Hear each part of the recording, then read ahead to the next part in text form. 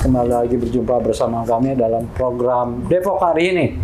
Depok hari ini masih dalam program election Pilkada Kota Depok 2024.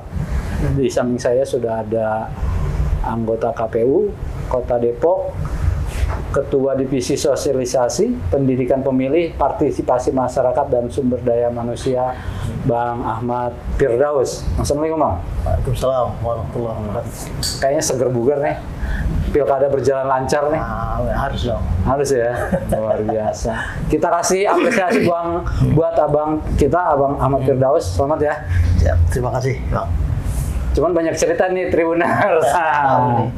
Kita tanya nih abang kita bagaimana selama ini sosialisasi hingga proses terjadinya penyaluran hak suara.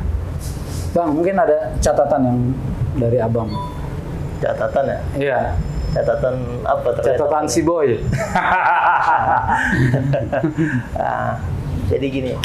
Ini kan ramai memang apa ya yang sedang dibicarakan terkait dengan partisipasi ya. Iya. Ini bukan hanya isu di lokal atau Depok, tapi ini kan nasional. Oke. Sifatnya nasional.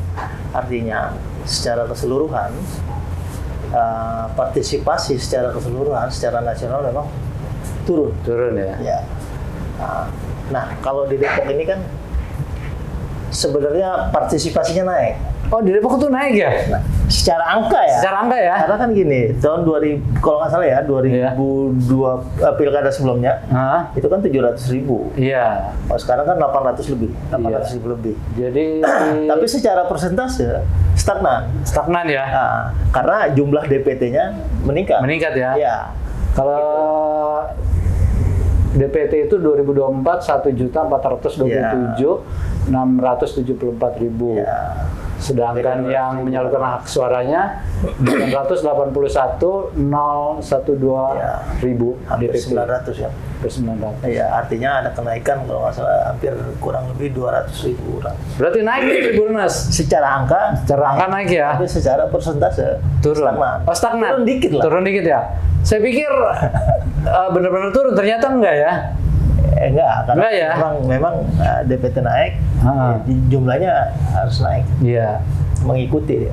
Jadi secara secara angka tidak ada penurunan sebenarnya Ya, kalau ya. menurut kami Iya. Kalau dibanding dengan 2019 Iya. 19 ya. Ya. 2020 ya pilkada. 2019-2020 ya. Di pilkada. Tapi memang DPT-nya kalau nggak salah 1,2 kan. Iya.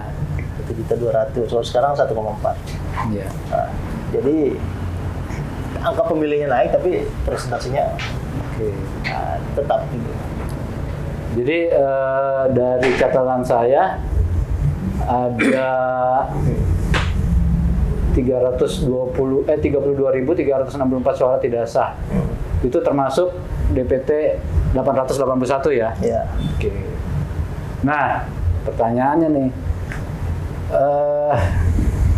apa penyebab itu terjadi? Begini Bang, saya panggil Abang ya. Iya lah, masih muda sih sebenarnya.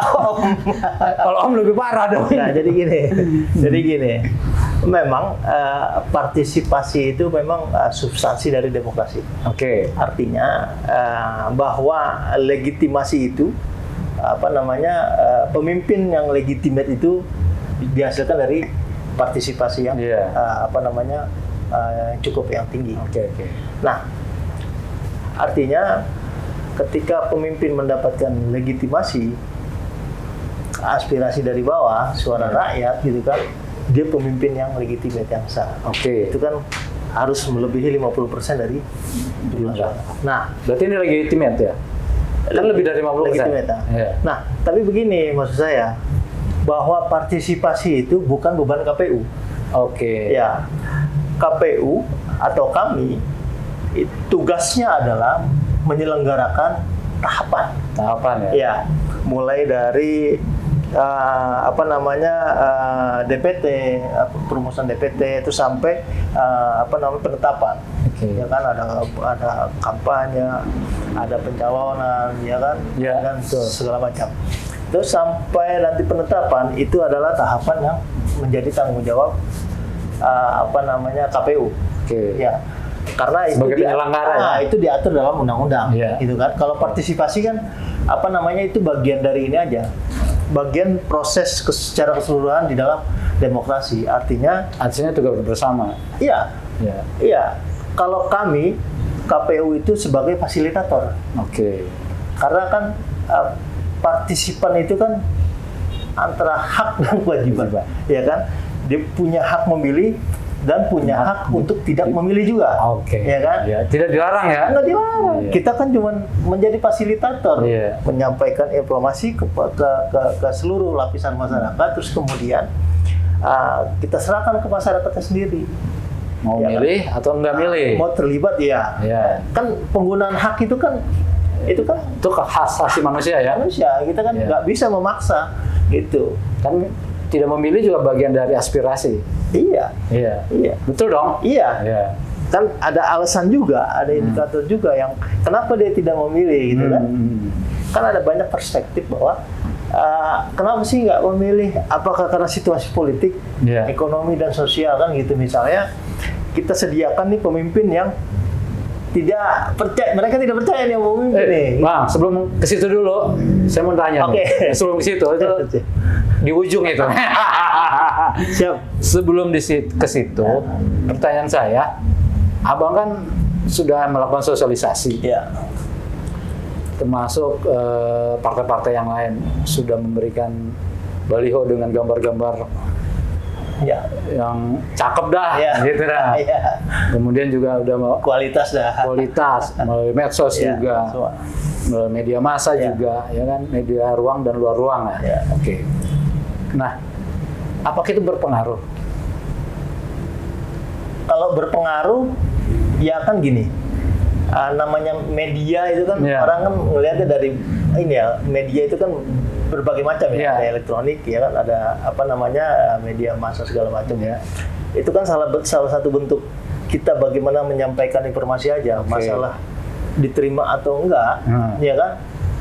Itu hak, kembali lagi ke Oke. haknya partisipan. Artinya kalau saya ambil kesimpulan bahwa itu berjalan sesuai dengan fungsi masing-masing, Iya, ya kan? iya. Artinya sebagai media sosial, orang tahu dong Iya. di Depok ada pilkada, Iya. kemudian juga di media massa orang tahu dong ada pilkada. Iya. Cuman kembali lagi bagaimana pribadi masing-masing. Iya, kita nggak Intinya di bisa- situ kan ya? Kita nggak bisa memaksakan. Iya. Nah, terus kemudian, Artinya bukan salah media massa, bukan salah media enggak. sosial, ya kan? nggak ada yang salah. Nggak ada yang salah ya? Nggak ada yang salah. Kirain nanti. Nggak, kecuali gini, paslon A, Ya. B gitu, A dan B, kita kirim gambarnya paslon C. Wah, itu baru salah ya. Vital itu kan. Jadi poinnya adalah sukses orang warga Depok yang memilih itu tergantung hati nurani. Iya, artinya partisipasi itu menjadi tanggung jawab semua elemen. Oke. Terutama kalau menurut kami itu adalah partai. Pantai ya. Partai, karena kan mereka harus melaksanakan pendidikan politik. Ya. Kan gini, pemimpin itu rekom dari partai. Apa gabungan partai. Atau kalau salah satu partai yang jumlahnya terbesar ya dia bisa merekomkan satu partai ya cukup. Nah, tugas partai itu kan seharusnya kan merekrut partisipasi. Oke. Ayo pilih pemimpin Gua dong. ya, udah kita rekom gitu. Jadi bukan hanya ada KPU ini, enggak begitu. Jadi tidak diserahkan sepenuhnya ke KPU ya. Karena kan KPU ini sebagai fasilitator aja. Oke. Itu aja. Jadi kita nggak boleh melebihi batas itu. Kita sebagai fasilitator. Gitu. Oke. Jadi terpulang kembali kepada sang pengusung gitu ya. Iya. Kalau kayak kita lah, kalau jualan, ayo dong beli gua dong, gini. Marketingnya. enak nih, gitu kan.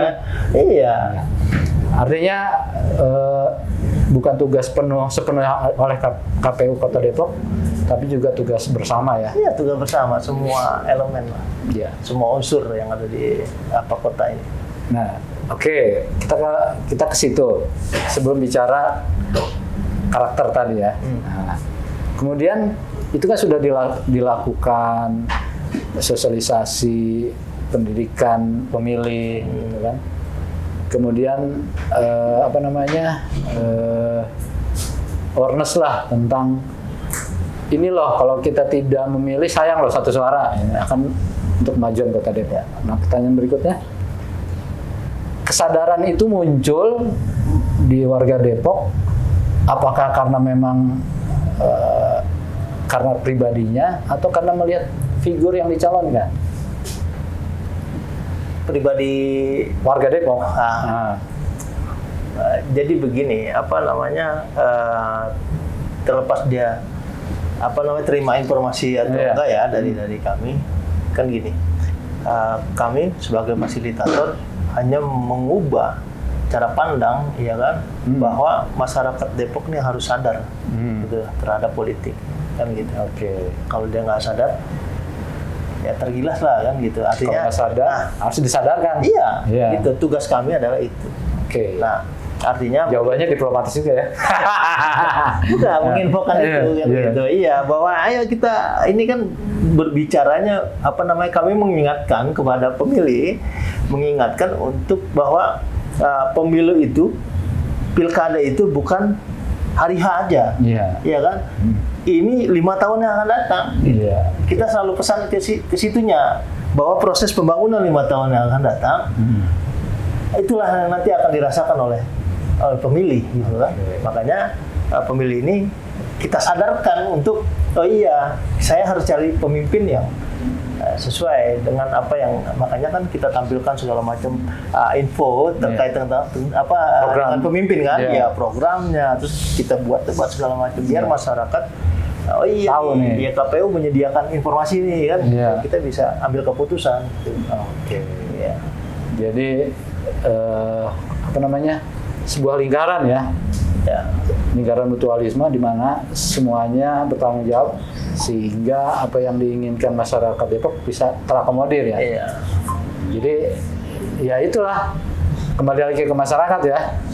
Kalau partisipasi dalam melakukan memilih calon pemimpin gitu. Dan dari pilkada ke pilkada ini hampir tinggi memang golputnya. Tinggi ya. Beda dengan Pilpres dan Pileg ya. Makanya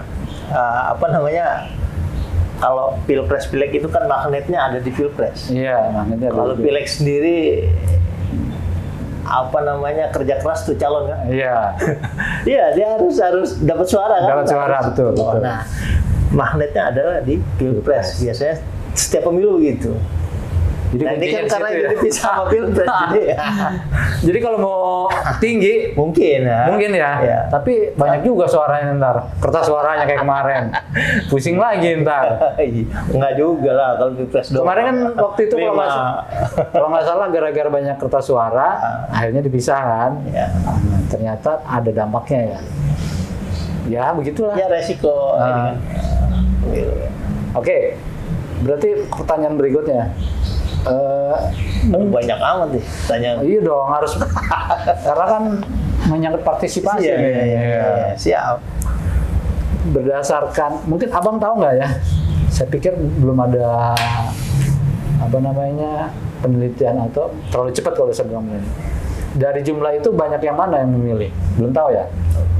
Maksudnya banyak golongannya? Apakah dia belum milenial, Gen Z? Itu lagi kita bikin datanya. Wah, kita tunggu nih. Ini menarik nih. Kalau sampai Gen Z nggak milih, waduh. Parah juga nih. Berarti pemerintah harus memberikan tanggung jawab kepada KPU untuk 5 tahun ke depan bagaimana Gen Z dan generasi di bawahnya peduli politik gitu ya. Sehingga tersadarkan untuk memilih. Jadi tanggung jawab ke KPU gitu. Iya, biar dikasih ini ya. Kerjaan gitu. Siap. Ini catatan yang buat saya. Jadi selama ini kan menurut saya bekerja itu pas hari H-nya ya. Mungkin 3 bulan. Ya, memang fullnya 3 bulan. Memang dalam merubah kondisi merubah paradigma di masyarakat itu kan nggak bisa 3 bulan ya. Nggak bisa secepat itu kan. Tetap butuh proses gitu kan. Saya pernah dulu di lembaga lah, salah satu lembaga LSM ya. Itu tiap bulan kita keliling. Ya, harus merubah paradigma. Artinya konsistensi dalam merubah paradigma itu dilakukan dan dalam waktu rentang yang lama gitu. Iya, nggak bisa set gitu. Iya kan? Artinya generasi Gen Z dan di bawahnya harus dilibatkan secara langsung. Iya. Nah ini, dan kemarin itu kita sudah KPU ya, itu kan sudah memberikan ruang juga buat teman-teman pemilih pemula kan untuk terlibat di dalam menjadi penyelenggara kan. Misalnya jadi KPPS atau terlibat sosialisasi atau kan, kita terbuka menjadi duta gitu. Ya. Duta KPU. Iya. Duta KPU Kecamatan Pancoran Mas. Duta Pilkada. Nah, Duta Pilkada Kecamatan Pancoran Mas. Nah, diwakili oleh Gen Z dan generasi di bawah. Seru tuh. Nah, iya kan? Nah, ini tugas pemerintah nih. Iya. Dan dewan mungkin bisa dianggarkan gitu. Next gitu. Next ya. Karena penting banget ini. Kalau kita bicara ayo partisipasi tanpa ada insight lebih gitu, mungkin ya begitu-begitu aja menurut saya ya. Maaf kalau salah gitu. Banyak salah sih. Iya, tetap harus ada pendidikan lah ya. Iya. Edukasi pemilih. Iya. Jadi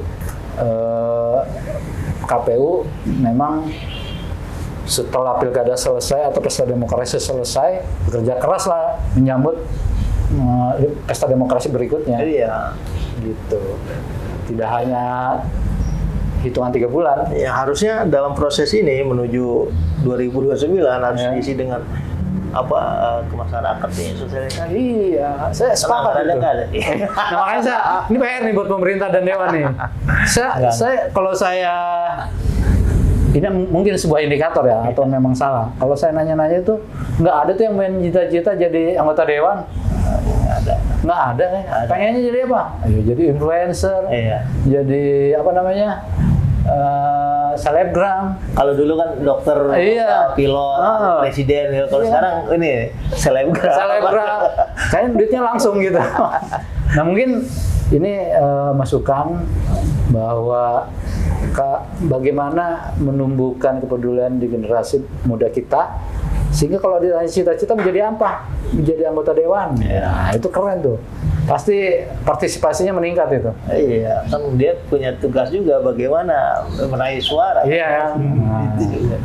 Jadi itu ya. Kalau dia punya targetan jadi anggota dewan, dia harus berpikir bagaimana. Iya. Apa jalan menuju sana, dia harus. Nah, ini harus disadarkan nih melalui KPU dan stakeholder yang memang concern di bidangnya. Iya nggak?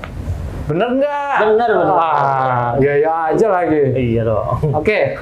Nah, faktor berikutnya adalah apakah Gen Z itu maunya kayak gimana sih menurut Abang? Gen Z itu maunya itu setelah kami ini ya. Iya.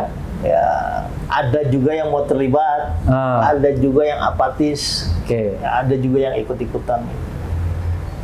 Banyaknya yang ingin terlibat kan? Nggak juga sih. Nggak juga? Ya, terbagi-bagi lah. Ya, yang apatis justru karena kan mereka belum tahu ya, belum paham informasi tentang pilkada atau pemilu kan. Iya. Nah itu bos KPU sendiri yang ngomong lah. Ya, artinya memang nggak hanya sekali kita berikan informasi, pemahaman itu, tapi harus kalau perlu di misalnya di dalam pendidikan itu harus diselipkan itu, ya kan, tentang pendidikan pemilih. Jadi ketika dia masuk umur 17, kelas 3 lah, SMA gitu kan, atau sekarang sebutannya kelas berapa? 16 kelas berapa? 17, 18. Kelas berapa? 11, 12, 13. Aduh, kalau dulu 3 SMA. 3 SMA. Ya, artinya udah harus ditanamkan di sekolah-sekolah gitu kan. Jadi ketika kami memberikan informasi ada kelas 12 ya? 10, 11, 12. Ntar saya ditanyain, ini gimana sih nggak tahu gitu. Generasi baby boom. Padahal sih emang. Gitu. Oke, siap. Jadi evaluasi berikutnya begitu ya Bang ya? Ya, Catatannya. terkait dengan ini apa namanya Peningkatan partisipasi ya evaluasinya adalah kalau kami di KPU tetap harus menjaga apa namanya kepercayaan publik terhadap penyelenggaraan ini. Artinya ketika publik sudah trust terhadap KPU terkait dengan proses penyelenggaraan ini, gitu kan? Artinya mereka sudah sadar terkait dengan apa namanya hak dan tanggung jawab mereka. Oke, menarik ya Bang kalau bicara partisipasi. Kemudian Bang, tadi kan disebutkan bahwa tingkat partisipasi di Kota Depok dan wilayah lain masih mendingan Depok Bang. Saya nggak bicara mendingan atau enggak ya, Iya. tapi paling nggak kami menghitungnya secara angka itu peningkatan 100.000 lebih kan. Oke. Nah, tapi secara persentase ya Nggak naik, berkurang dikit. kurang dikit. Artinya dengan perbandingan itu, kalau boleh saya sebut, satu, KPU sudah bekerja keras, Ya, ya kan?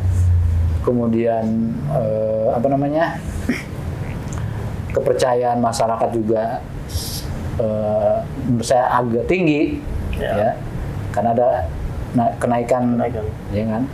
Dan ketiga mungkin apa namanya, mitra KPU mungkin yang terkait pemerintah Kota Depok, Bawaslu dan media massa dan sebagainya juga terlibat. Gitu. Oh iya, mereka juga kan apa namanya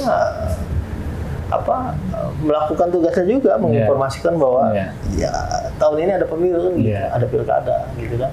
Semuanya pasti apa namanya semua unsur ya pasti sudah ini.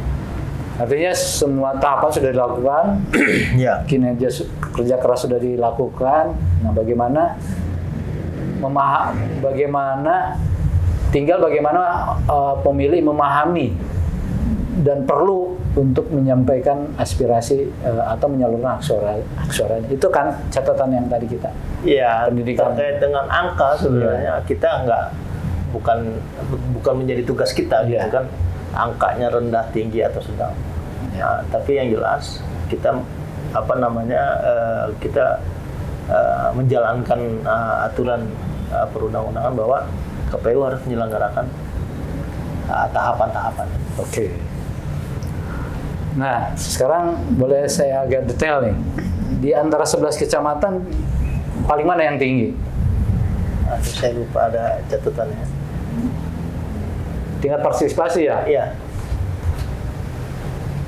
Bentar. Ada, saya lupa.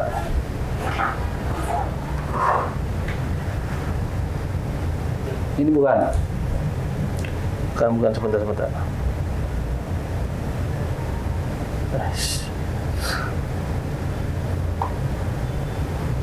Kayaknya paling tinggi itu Pancoran Mas ya?